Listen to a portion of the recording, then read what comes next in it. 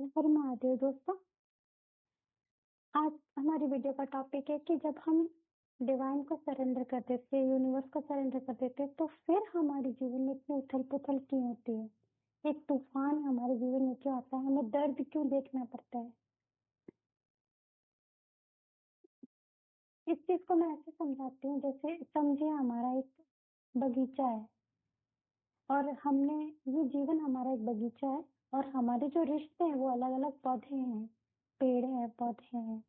इनकी वजह से हमारे जीवन में हरियाली है, खुशियां हैं, खुशबू है, ताजी हवा है, स्वच्छता है, सुंदरता है।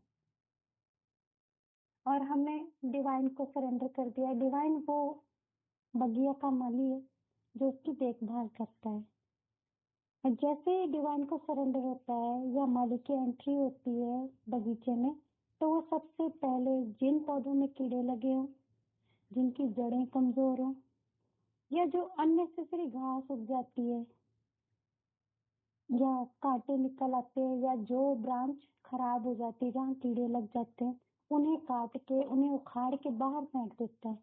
और एक बार हमारा जो बगीचा है वो बहुत सुंदर दिख रहा होता है, उसमें कुछ जगह खाली हो जाती है, स्पेस बन जाती है।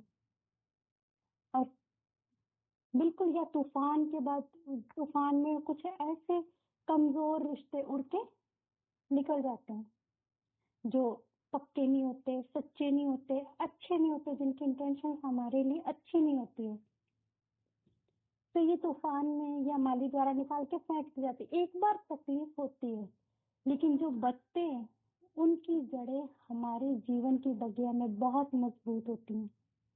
जो इस तूफान में भी आपके साथ रहे, आपको समझ में आ जाता है कौन हमारा है, कौन नहीं है, किसकी इंटेंशन ऊपर से हरियाली दिख रही है लेकिन अंदर जड़ों में कीड़े लगे हैं, कौन सा जहरीला या टॉक्सिक पौधा है। तो वो सब निकाल के माली फेंक देता है हमारी लाइफ से। अब एक बार तो जरूर हमें एकदम खाली लगेगा या बहुत बुरा लगता है, दर्द या तकलीफ होती है, लेकिन इसके बाद जो बचता है, चाहे थोड़ा बचे या कम बचे, लेकिन उनकी जड़ें हमारी जिंदगी में बहुत मजबूत होती हैं।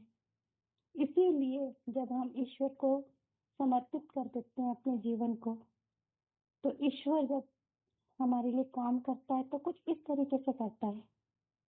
तो इसमें बुरा नहीं है, इसमें हमारा भलाई है।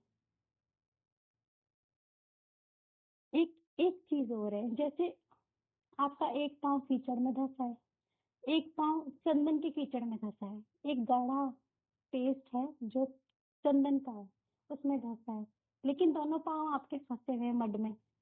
अब जो कीचड़ में धंसा है उसमें आपको स्किन डिजीज हो जाएंगी, आपकी स्किन का कलर खराब हो जाएगा, आपकी स्किन पे रैशेस आ जाएंगे, फोड़े फुंसियां हो जाएंगी, बैक्टीरिया लग जाएंगे, कीड़े लग जाएंगे, स्मेल आएगी गंदी।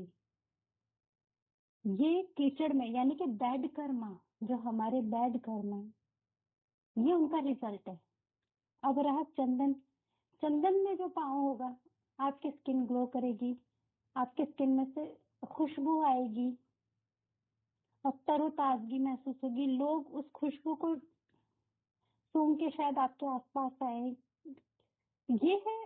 और एक शाइन, आप शाइन करोगे चंदन के मड में, लेकिन स्टिल आप हो फंसे हुए, आप दोनों ही आप दलदल में हो, अलग अलग तरह के हैं, एक बैड करना है, गुड करना है, लेकिन आप फंसे हुए दलदल में हो।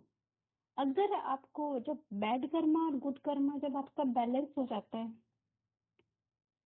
तब आप न्यूट्रल पे आ जाते हो।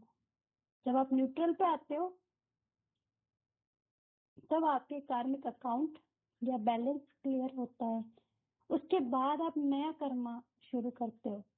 और नया कर्मा अगर आप ध्यान से, ऐसा हो कि किसी से कोई मतलब नहीं, आपको सिर्फ अपना कर्म करना है, ना तो कोई अच्छा है ना कोई बुरा है, फिर आपके दोबारा इस धरती पे आने के चांस बहुत कम होते हैं, क्योंकि हमें धरती पे तभी भेजा जाता है जब हमें कुछ सीखना हो, या हमारे कुछ, अगर हमने बहुत अच्छा कुछ कर्म किया है तो हम अच्छे का फल भोगने आएंगे, और जब हम बहुत अच्छी पोजीशन पे आएंगे या पैसे वाले होंगे या नेम फेम होगा, तो ऑब्वियसली गुरूर में हमसे कुछ गलत काम जरूर होंगे। गुड कर्मा की आड़ में हमसे बैड कर्मा क्रिएट हो जाते हैं, और बैड कर्मा अगर आपने किसी के साथ किया है तो उसका फल भोगने, दर्द, तकलीफ, गरीबी, बीमारी झेलने आपको आना ही पड़ेगा। इसीलिए ना कर्मा गुड हो ना बैड हो, न्यूट्रल। न्यूट्रल कर्मा कौन से होते हैं? वो होती है ईश्वर की भक्ति।